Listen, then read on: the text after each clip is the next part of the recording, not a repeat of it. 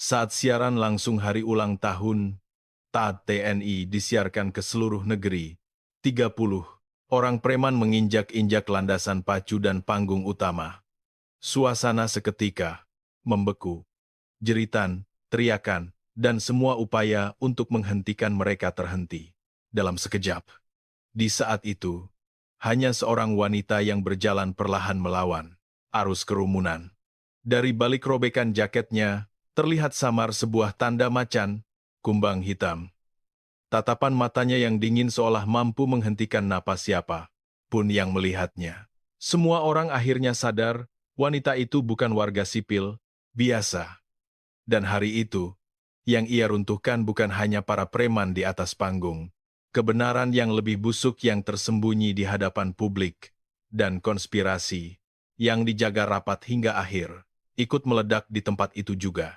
Jika Anda penasaran dengan kelanjutan ceritanya, silahkan subscribe channel ini sekarang.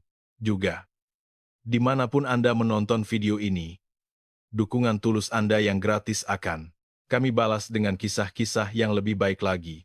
Deru suara dari pengeras suara menggelegar, mengguncang lapangan terbang yang luas di pangkalan udara Halim Perdana Kusuma. Mikrofon itu, beberapa detik sebelumnya, masih berada di genggaman Mita, vokalis utama dari grup idola, STARLA. Kini, mikrofon itu telah direbut oleh Baskara, bos geng naga hitam, yang bertubuh raksasa.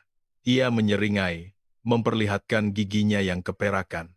Hari ini adalah perayaan HUT TNI, dan acara di Halim adalah puncak perayaan yang paling meriah dan terbuka untuk umum.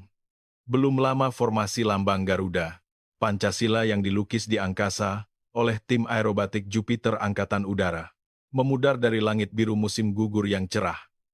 Di area pameran, alutsista terbaru yang merupakan puncak teknologi pertahanan negara dipajang dengan gagah. Di tribun kehormatan, para tamu penting seperti Menteri Pertahanan, jajaran, petinggi TNI, politisi dari berbagai partai, hingga para konglomerat memenuhi kursi penonton. Sungguh membanggakan. Kekuatan militer kita ternyata sehebat ini, ujar seorang politisi. Tentu saja, Pak. Ini semua berkat anggaran besar yang bapak-bapak setujui, timpal yang lain.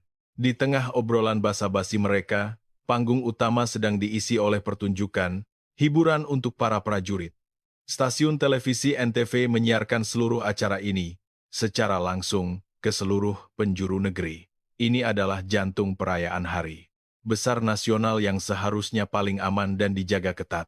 Namun, garis pertahanan itu runtuh dalam sekejap. Dari gerbang 5 di sisi barat area penonton, terdengar suara ledakan keras. 6. Mobil SUV berwarna gelap menerobos barikade polisi, seolah terbuat dari kardus, lalu melesat masuk ke landasan pacu. Mobil terdepan berhenti tepat di depan panggung, di hadapan kamera siaran langsung. Apa-apaan itu? Hentikan mobil-mobil itu, teriak komandan tim khusus yang bertugas menjaga keamanan. Tapi semua sudah terlambat. Pintu-pintu mobil terbuka serempak. Sekelompok pria berbadan tegap dengan setelan jas mahal berhamburan keluar. Pakaian mereka tampak necis. Tetapi tato, serigala dan ular yang melilit leher dan pergelangan kaki mereka yang terlihat dari celah dasi yang longgar, menunjukkan siapa mereka sebenarnya. Geng Naga Hitam. Kelompok preman baru yang paling brutal dan haus pamer kekuasaan, yang telah menguasai wilayah Jakarta Pusat dengan kekerasan, dan kini mencoba melebarkan sayapnya ke selatan. Baskara, bos mereka, berjalan santai ke atas panggung. Ia mendorong para personel Starla yang gemetar ketakutan ke sudut, lalu merebut mikrofon dan mulai bersuara. Seluruh penonton terdiam. Ribuan pasang mata di lokasi dan jutaan pemirsa di rumah kini tertuju pada tamu tak diundang di atas panggung. Polisi dan petugas keamanan bergegas mendekat, tetapi anak buah Baskara sudah mengepung area bawah panggung, menghalangi jalan mereka. Siaran langsung kan? Bagus. NTV. Rekam ini baik-baik. Kami akan membuat pesta Hari ini benar-benar meriah, kata Baskara sambil terkekeh sinis, lalu menunjuk ke arah tribun kehormatan. Para pejabat tua bangka yang duduk di sana. Ini adalah harga yang harus kalian bayar karena telah mengacaukan bisnis kami. Hari ini, seluruh Indonesia akan menyaksikan bagaimana wibawa kalian kami. Inyak-inyak, situasi berubah menjadi kekacauan total.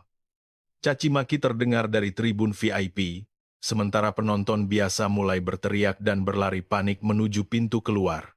Namun, geng naga hitam tampaknya sudah mengantisipasi ini. Mereka telah memblokir semua jalur evakuasi utama, menyeringai dengan sadis. Mereka tidak mengeluarkan senjata api atau pisau. Sebaliknya, dari balik jaket, mereka mengeluarkan bogem besi dan tongkat pemukul. Mereka tahu betul, di tengah kerumunan ribuan warga sipil, aparat tidak akan berani melepaskan tembakan. Di tengah kekacauan itu, jauh di pinggir landasan pacu, di bawah bayang-bayang, sebuah tank tua yang dipamerkan, seorang wanita berdiri diam. Kirana, 25 tahun, mengenakan jaket kulit hitam dan celana jeans pudar. Ia tampak seperti orang asing di acara ini. Tujuannya datang kemari hanya satu, memenuhi permintaan Sersan Mayor Santoso, mentor lamanya, yang terus-menerus memintanya kembali ke kesatuan setelah ia berhenti beberapa bulan lalu. Kirana, datanglah untuk sekadar melepas penat, lihatlah gagahnya kesatuan yang dulu sangat kau cintai. Mungkin hatimu bisa tenang. Gagah apanya, gumam Kirana pelan.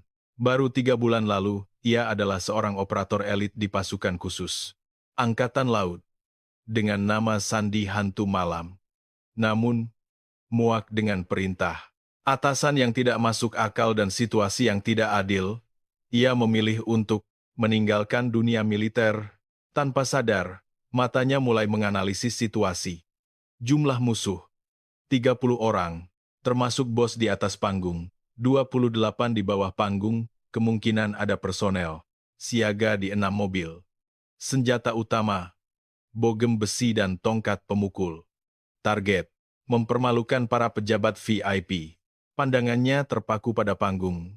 Baskara mendekati Mita dari Starla yang wajahnya pucat pasi ketakutan, lalu mencengkeram dagunya dengan kasar. Cantik juga kau. Malam ini, bagaimana kalau jadi pasanganku? Biar abang tunjukkan padamu apa itu seni yang sesungguhnya. Tepat saat tangan menjijikan Baskara hendak menyentuh pipi Mita, seorang preman bertubuh besar menghalangi jalan Kirana yang sedang berjalan lurus ke arah panggung, berlawanan dengan arah kerumunan yang melarikan diri. Hei, Nona, mau, kemana? Kirana tidak menjawab, mencoba melewatinya. Pria itu marah dan kembali menghalangi. Kau buta? Pergi sana. Itu adalah kata-kata terakhirnya. Kaki Kirana melesat seperti cambuk, menghantam kedua lutut pria itu hingga kehilangan keseimbangan. Pada saat yang sama, tinjunya menghantam rahangnya dengan keras. Pria itu jatuh tanpa sempat mengerang. Temannya yang terkejut mencoba menendang, tetapi Kirana sudah merunduk dan menyelinap di bawah kakinya. Kaki kanannya menyapu sisi betis pria itu dengan kekuatan penuh. Terdengar suara K yang mengerikan. Setelah melumpuhkan 2 orang dalam sekejap, Kirana berdiri dan merapikan kerah jaketnya. Merepotkan, ia tidak berhenti. Gerakannya saat membelah kerumunan memiliki ritme yang teratur. Itu adalah langkah kaki dingin seorang pemburu yang telah ia latih tanpa henti di medan perang. Baskara di atas panggung akhirnya menyadari sumber keributan yang aneh. Sosok seorang wanita yang berjalan mendekat setelah merobohkan beberapa anak buahnya, memancarkan aura mengintimidasi yang aneh di tengah kekacauan. Siapa itu? Hentikan dia, teriak Baskara. 6 orang preman di bawah panggung segera mencegat Kirana. Mereka mengeluarkan pipa besi, mencoba mengancam. Kirana berhenti. Perlahan, ia mengancingkan jaketnya hingga ke leher. Angin malam yang dingin menyapu keningnya. Bunuh perempuan itu, raung Baskara. Ke-6 pria itu mengepungnya.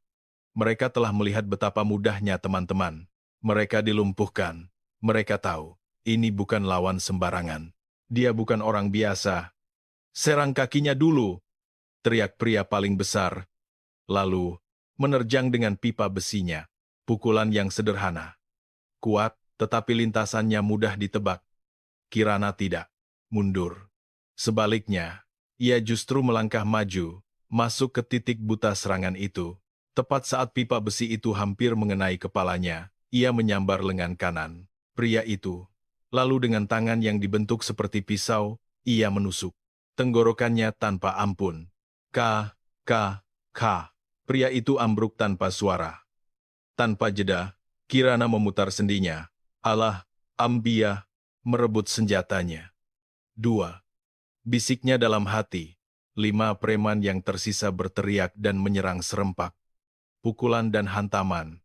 Pipa besi datang dari segala arah. Tubuh Kirana bergerak seperti menari. Ia menggabungkan teknik pertarungan pasukan khusus dengan seni bela diri asing untuk menciptakan gaya membunuhnya sendiri.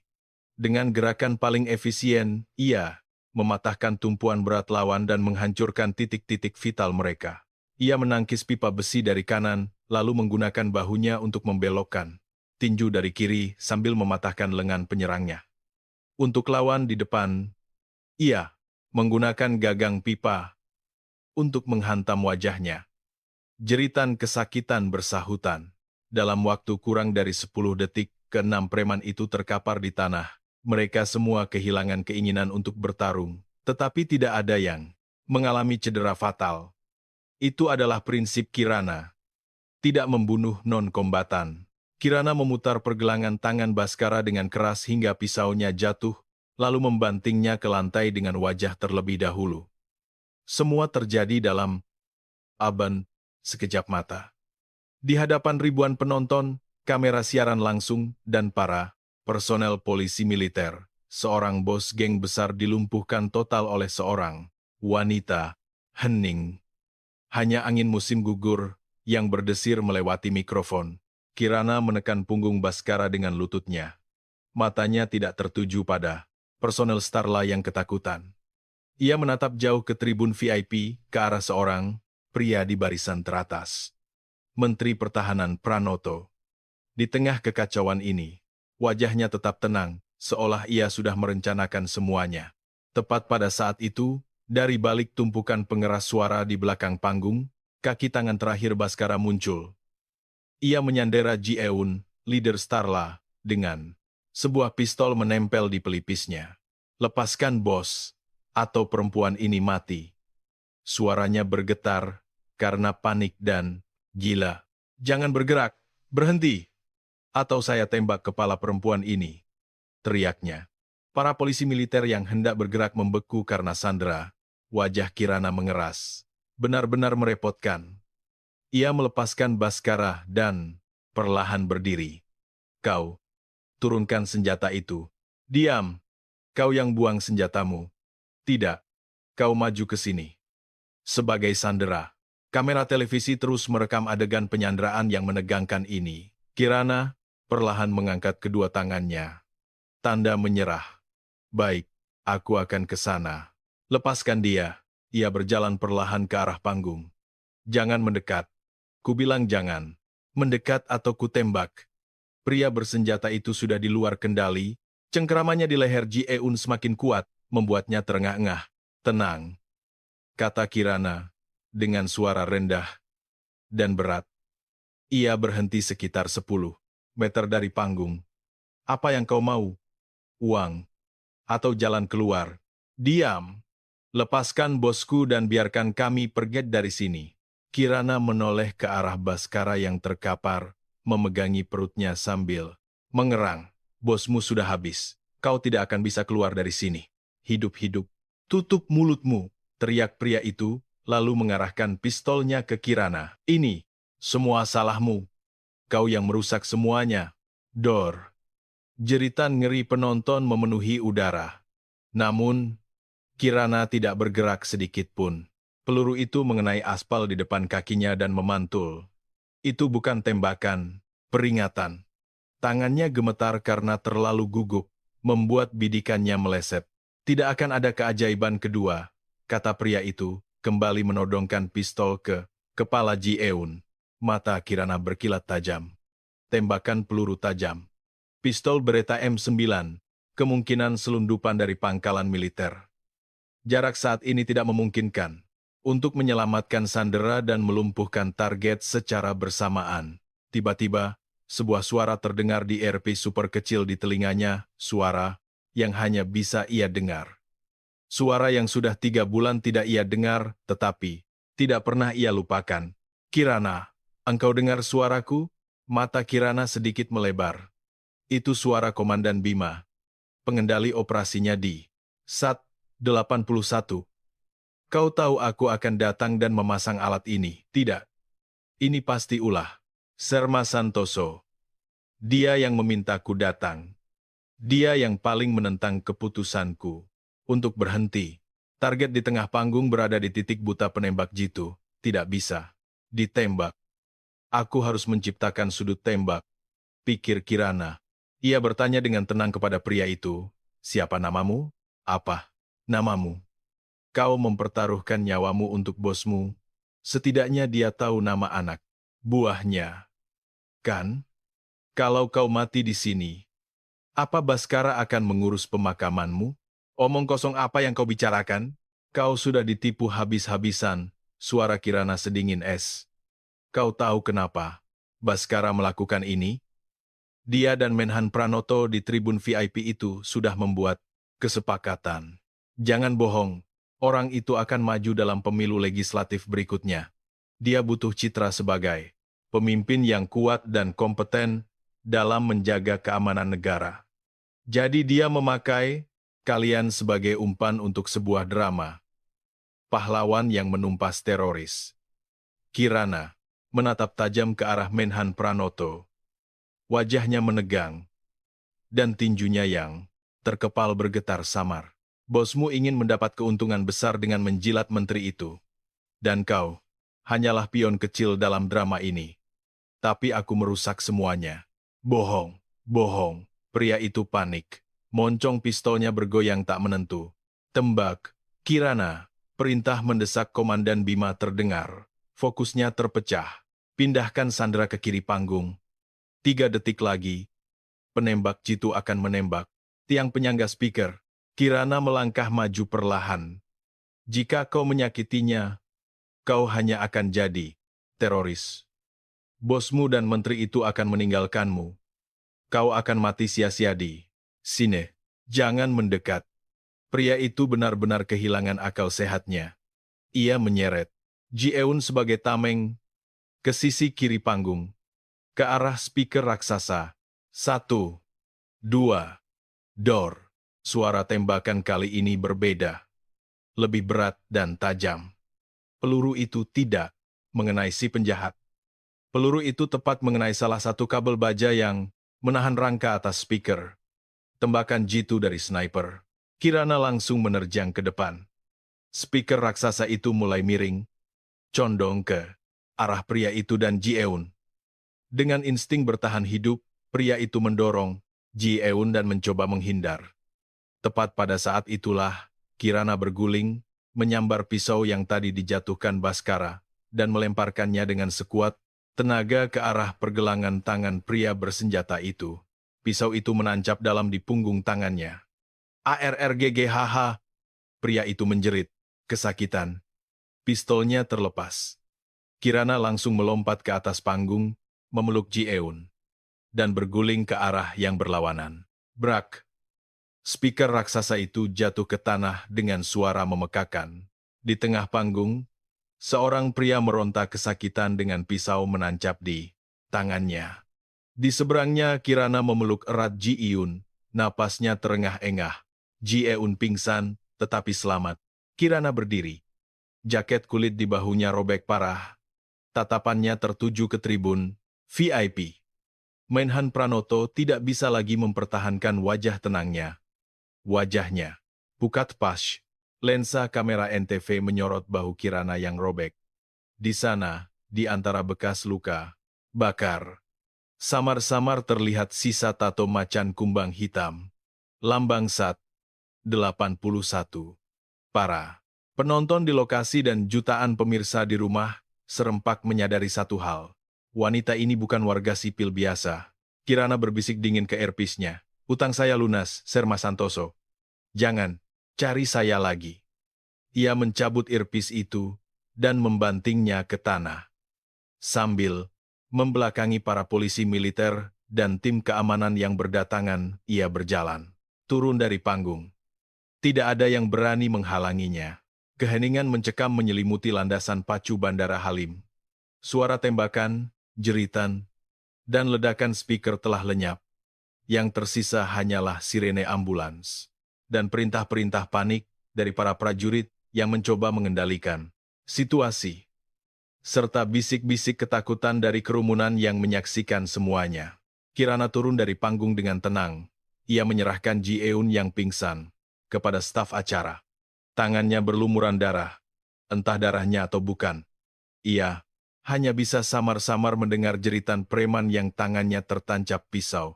Utangku sudah lunas, Serma Santoso, ulangnya dalam hati.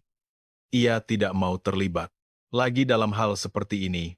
Berhenti di sana, seorang kolonel polisi militer mencegatnya. Wajahnya campur aduk antara marah, bingung, dan sedikit takut. Siapa kau?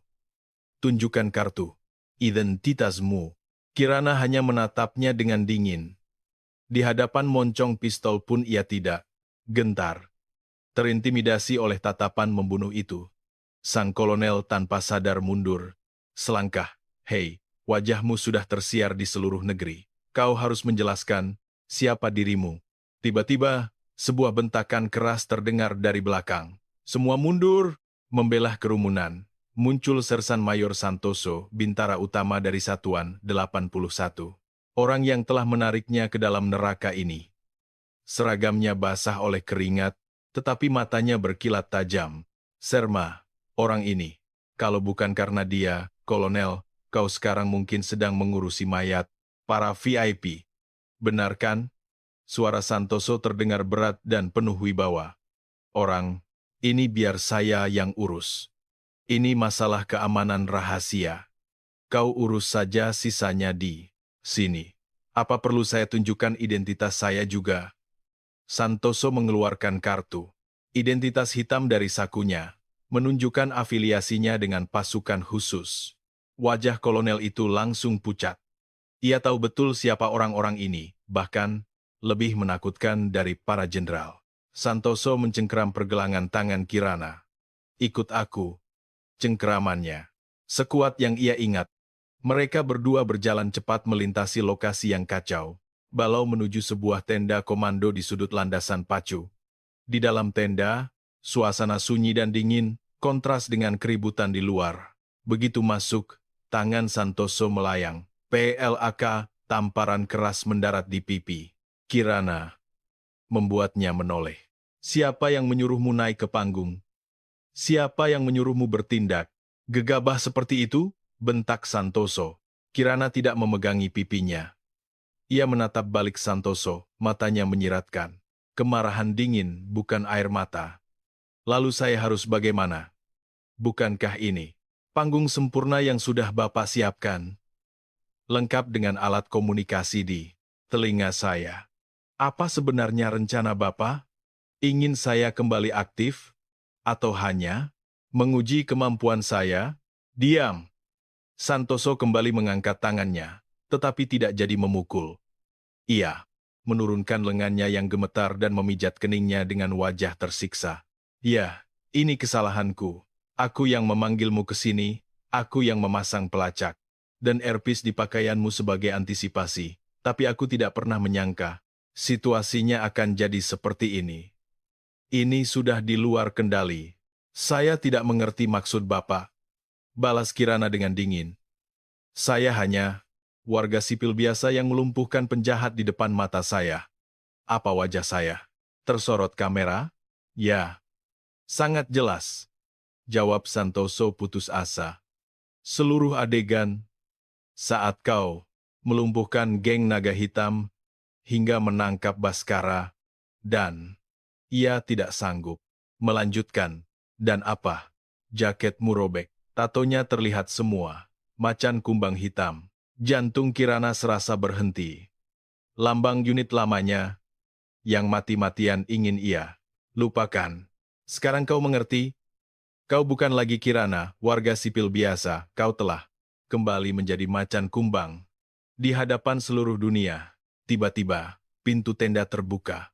Sebelum Santoso sempat bereaksi, beberapa pria berjas hitam masuk.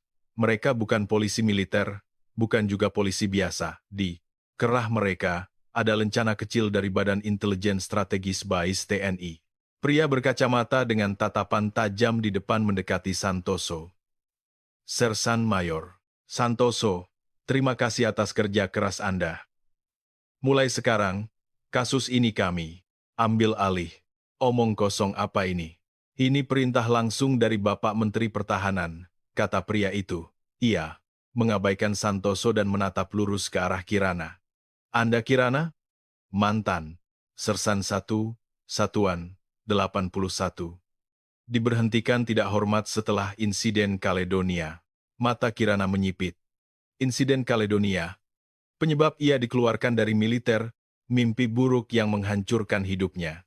Siapa kau? Saya Agung, ketua tim 1 dari BAIS. Kirana, Anda ditangkap atas tuduhan membahayakan keamanan nasional dan membocorkan rahasia militer. Apa-apaan ini? Bentak Santoso, mencoba menghalangi. Apa salahnya? Dia, pahlawan yang menyelamatkan negara hari ini. Pahlawan? Agung mendengus. Serma. Siaran langsung tadi merekam dengan jelas. Saat seorang penembak jitu TNI menembak ke arah warga sipil. Setelah kami lacak, perintah tembakan itu berasal dari jalur komunikasi pribadi Anda. Wajah Santoso mengeras. Dan pahlawan hebat ini, Agung menunjuk Kirana, terhubung langsung dengan jalur komunikasi itu. Ini bukan kepahlawanan, ini adalah kejahatan serius, di mana warga sipil menyusup ke jaringan komunikasi militer. Kalian berdua akan diinterogasi secara intensif sebagai dalang dari insiden hari ini.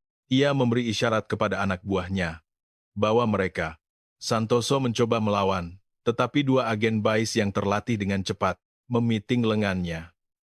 Kirana membiarkan dirinya ditangkap. Di benaknya hanya ada wajah dingin Menhan Pranoto. Inikah harga karena telah merusak rencananya? Firasat buruk menyelimutinya. Ia dan Santoso baru saja berjalan masuk ke tengah jaring laba-laba raksasa. Malam yang gelap. Sebuah mobil van hitam milik BAIS melesat meninggalkan Halim, membelah jalanan ibu kota. Kirana dan Santoso berada di mobil terpisah tangan. Mereka terborgol.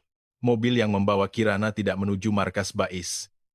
Mobil itu justru mengambil jalan tol lingkar luar, menuju ke timur, dan akhirnya masuk ke sebuah area perumahan sepi di kawasan Jatiwaringin. Mobil berhenti di depan sebuah ruko tua, berlantai 5. Turun. Perintah Agung, membuka borgolnya. Ini ruang interogasinya? BAIS ternyata punya tempat sekumu ini, sindir. Kirana, jangan banyak bicara. Ikut saja. Ini bukan ruang interogasi. Ini rumah aman, untuk menyembunyikanmu. Wajahmu sekarang adalah yang paling terkenal di seluruh negeri. Apa kau pikir, geng naga hitam akan membiarkanmu hidup? Atau para petinggi yang dirugikan, karena ulahmu akan membiarkanmu selamat? Kirana terdiam. Ancamannya sangat nyata. Ia kini menjadi target bersama geng Naga Hitam dan Menhan Pranoto. Pintu unit 302 dibuka. Berbeda dengan penampilan luarnya yang kumuh, bagian dalamnya dilengkapi dengan peralatan keamanan dan komunikasi canggih. Ini jelas, rumah aman rahasia milik BAIS. Di mana Serma Santoso? Tanya Kirana. Orang tua itu sedang menjalani pemeriksaan menarik di markas. Mungkin sedang mengakui perbuatannya memerintahkan penembakan ke arahmu. Penyalahgunaan, wewenang, penyelundupan senjata. Cukup untuk membuatnya membusuk di penjara selama 10 tahun. Apa maksudmu? Bukankah aku juga dalangnya? Dalang? Agung tertawa terbahak-bahak. Orang tua itu sudah jadi pion yang dibuang. Tapi kau berbeda. Kau adalah kartu joker yang sangat berharga. Ia menyalakan televisi di dinding. Semua stasiun berita menayangkan insiden di Halim sebagai berita utama. Insiden teror mengerikan dalam perayaan HUT TNI hari ini berhasil diatasi. Berkat keberanian seorang warga sipil, narasi berita mengalir. Tayangan saat Kirana melumpuhkan Baskara muncul. Tapi videonya telah diedit dengan cermat. Adegan saat ia menghajar para preman dengan brutal dihapus. Dan bagian penembakan oleh sniper dihilangkan sama sekali. Tato macan kumbang hitam di bahunya disensor total. Bagaimana perasaanmu, pahlawan nasional Kirana? Cibir Agung. Bapak Menteri, sendiri yang memerintahkan ini. Mengubahmu menjadi pahlawan untuk dipoles. Sebagai contoh kesuksesan kerja sama sipil militer. Sebagai imbalannya, mulutmu harus terkunci rapat. Benar sekali, lanjut Agung. Kau tidak boleh bicara apapun soal earpiece atau sniper. Semua itu adalah tindakan gegabah Serma Santoso seorang diri. Kau hanya kebetulan berada di sana dan bertindak berani. Dengan begitu, kau jadi pahlawan, dan Bapak Menteri jadi pemimpin hebat yang berhasil mengendalikan krisis. Happy ending untuk semua. Bagaimana dengan Serma Santoso? Dia harus menjalani hukumannya. Tapi jika kau bekerja sama, mungkin hukumannya bisa diringankan menjadi pemberhentian tidak hormat saja. Kirana mengepalkan tangannya. Ia benci Santoso karena telah menyeretnya ke dalam masalah ini. Tapi, pria itu adalah satu-satunya mentor yang benar-benar peduli padanya. Ia tidak bisa membiarkannya membusuk di penjara. Terlebih lagi, Santoso adalah satu-satunya saksi lain yang mengetahui kebenaran di balik insiden Caledonia. Apa yang harus saya lakukan? Tanya Kirana akhirnya. Senyum puas terukir di wajah Agung. Mudah. Besok pagi ada wawancara eksklusif dengan NTV. Kau hanya perlu membacakan naskah yang sudah kami siapkan. Malam ini, istirahat, dan hafalkan dialogmu. Agung berjalan ke pintu keluar. Ingat, jangan coba-coba kabur. Agen-agen kami berjaga di luar. Sekalipun kau macan kumbang, kau tidak akan bisa lolos dari kepungan bais di tengah kota. Pintu besi tertutup. Kirana sendirian di ruangan yang dingin. Ia menatap wajahnya di televisi yang dipuja sebagai pahlawan. Agung dan Pranoto mungkin berpikir mereka sudah mengendalikannya. Tapi mereka melupakan satu hal, di Satuan 81. Kirana tidak hanya belajar bertarung. Ia adalah seorang ahli dalam bertahan hidup dan operasi pelolosan diri. Ia mulai memeriksa ruangan dengan teliti. Ia membuka tirai jendela. Dari lantai 3 ruko kumuh ini, terlihat jalan kecil. Benar saja, sebuah SUV gelap terparkir di ujung jalan, dengan 2 agen yang menyamar sedang mengawasi. Ia mengambil naskah pidato di atas meja. Saya sangat terkesan dengan respons cepat para aparat di bawah kepemimpinan Bapak Menteri. Kalimat-kalimat menjijikan.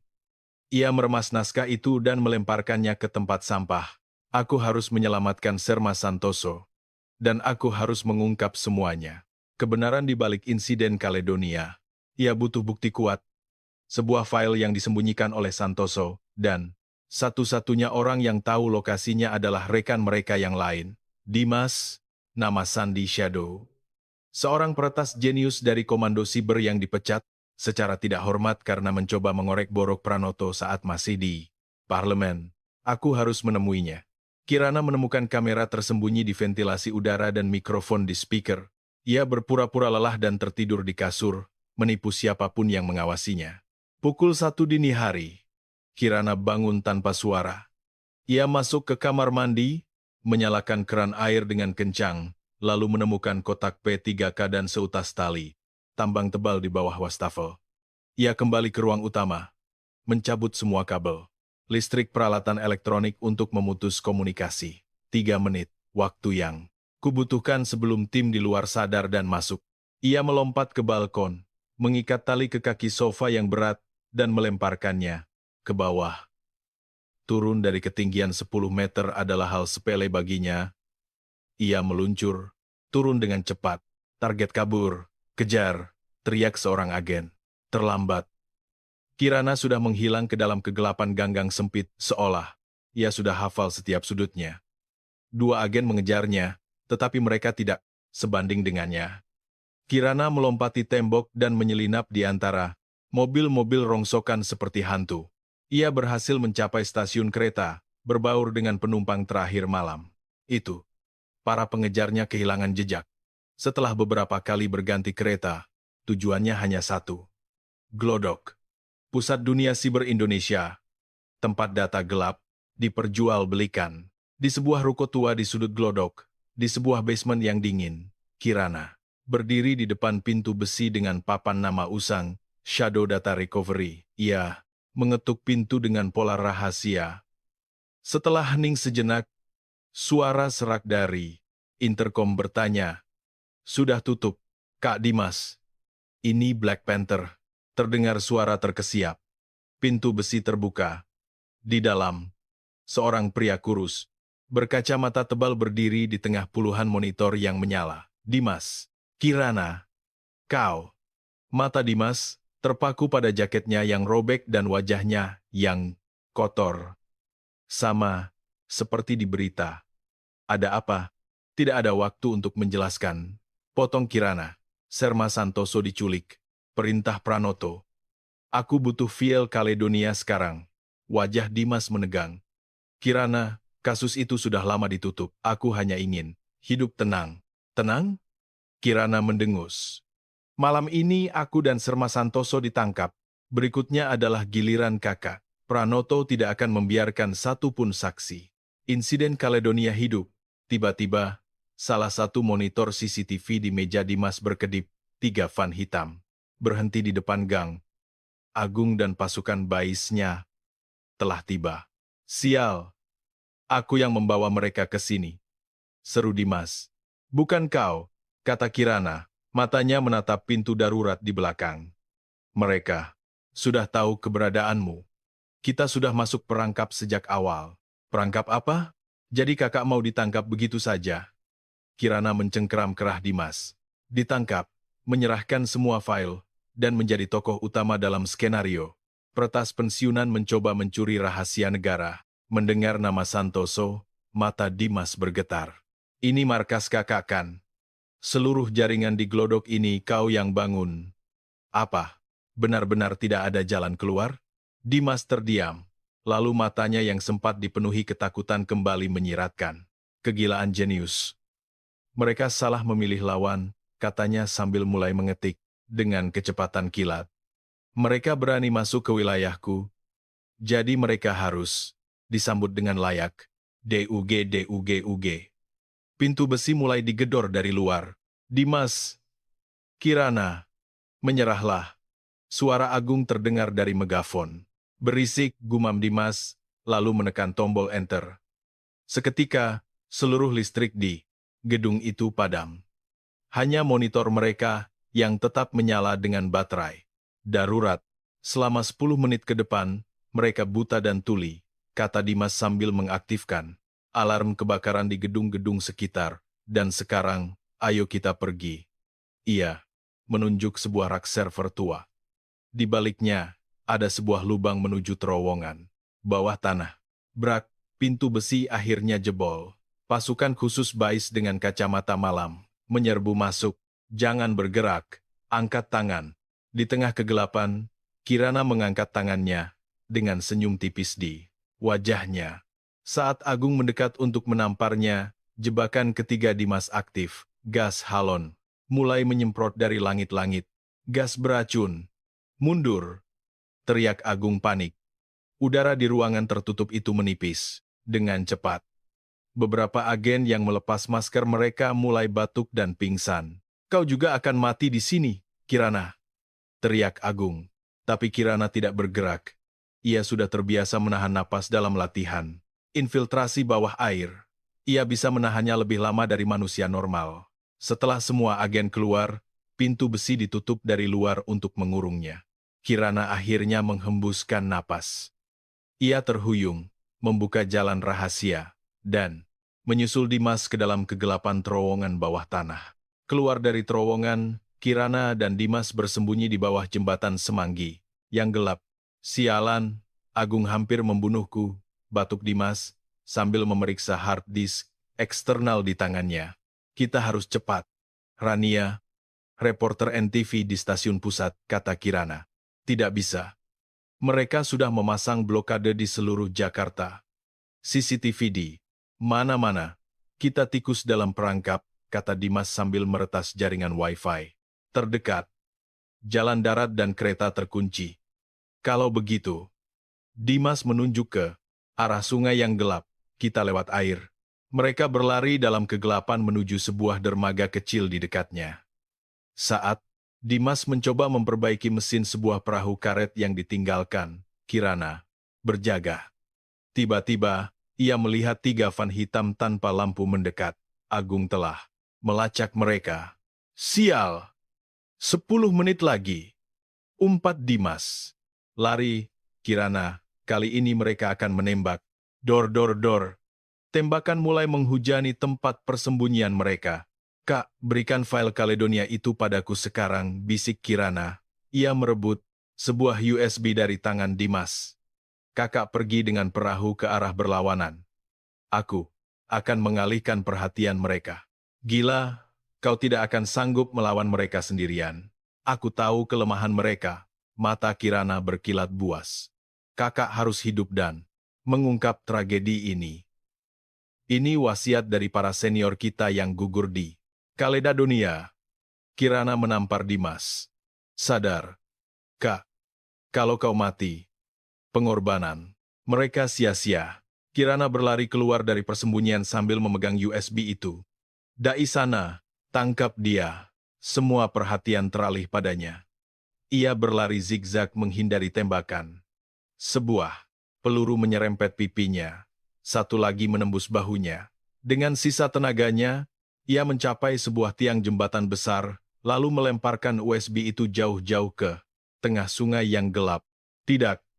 Dasar gila, teriak Agung ngeri. Ia mengarahkan senjatanya ke arah Kirana. Tembak. Habisi perempuan itu. Tepat pada saat itu, terdengar deru mesin perahu. Dimas memanfaatkan kesempatan itu. Berhasil kabur menembus kabut malam. Agung menggertakkan giginya. Dimas lolos.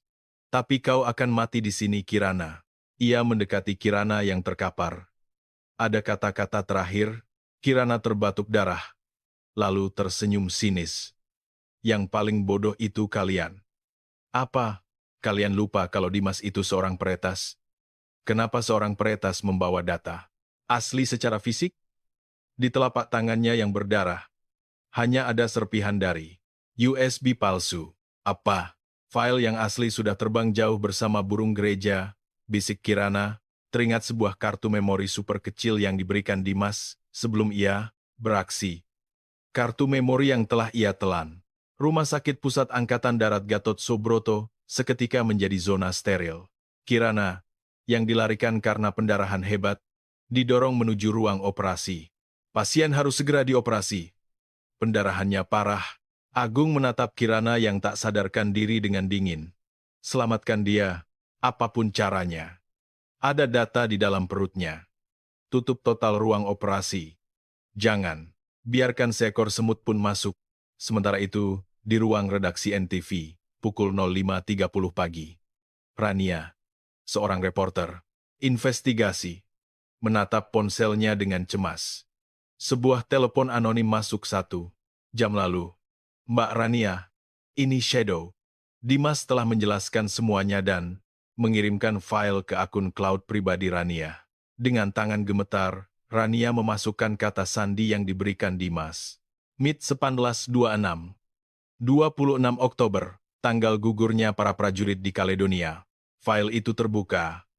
Laporan palsu rompi anti peluru, catatan transfer ke rekening, Pranoto, rekaman suara dari pertempuran, dan yang paling mengerikan, rekaman telepon saat Pranoto memerintahkan dirut PT Garda Perkasa untuk menutupi cacat produk.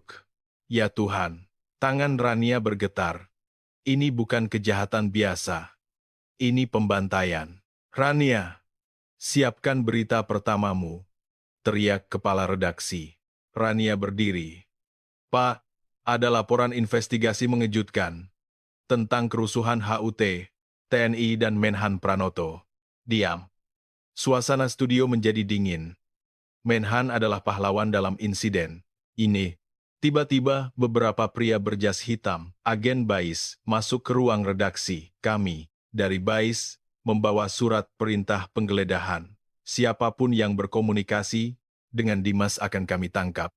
Ternyata, kepala redaksi sudah bersekongkol dengan Agung. Saat para agen mendekati Rania, ia dengan cepat menusukkan sebuah flash disk ke komputernya dan menekan enter. Sebuah program khusus buatan Dimas berjalan, meretas sistem siaran langsung stasiun TV. Tangkap perempuan itu! Rania berlari ke studio siaran, mengunci pintu. Selamat pagi, pemirsa. Saya, Rania dari NTV. Hari ini, saya akan menyampaikan kebenaran berdarah di balik pahlawan bernama Kirana dan para prajurit yang gugur di Kaledonia. Menhan Pranoto adalah seorang pembantai. Brak. Pintu didobrak. Rania diseret keluar. Siaran terputus dan diganti dengan lagu kebangsaan. Tapi sudah terlambat. Jutaan pemirsa telah mendengar pesan 3 menit yang mengerikan itu. Media sosial meledak. Tagar Pranoto pembantai dan skandal Kaledonia menjadi trending topik. Pemerintah mencoba menyangkal, menyebutnya berita bohong dan menangkap Rania dengan tuduhan mata-mata. Pukulan terakhir datang dari tempat yang tak terduga. Di ruang ICU, Kirana membuka matanya. Agung tersenyum dingin di sampingnya. Sudah bangun, Kirana? Kami menemukan sesuatu yang menarik di dalam perutmu, katanya sambil menggoyangkan kantong bukti berisi mikrochip. Tapi, Rania sudah ditangkap, dan bukti ini akan kami hancurkan. Kau akan mati di sini, atau membusuk seumur hidup di rumah sakit. Begitukah? Bisik Kirana dengan suara serak. Kak Dimas itu seorang peretas. Peretas tidak hanya punya rencana B. Mereka juga punya rencana C dan D. Tiba-tiba, semua layar televisi di rumah sakit itu beralih siaran. Video yang diputar adalah rekaman asli pertempuran di Kaledonia yang belum sempat ditayangkan Rania. Suara Serma Santoso yang panik, suara Pranoto yang memerintahkan untuk terus maju, momen saat seorang prajurit gugur karena rompi, tembus peluru, diselingi dengan adegan Pranoto bermain golf dengan Direktur PT Garda Perkasa. File yang dikirim Dimas bukan hanya ke Rania. Itu adalah bom waktu yang ia tanam.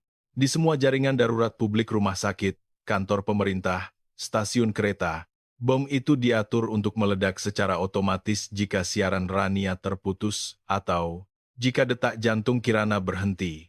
Seluruh negeri menyaksikan kebenaran yang mengerikan itu secara langsung.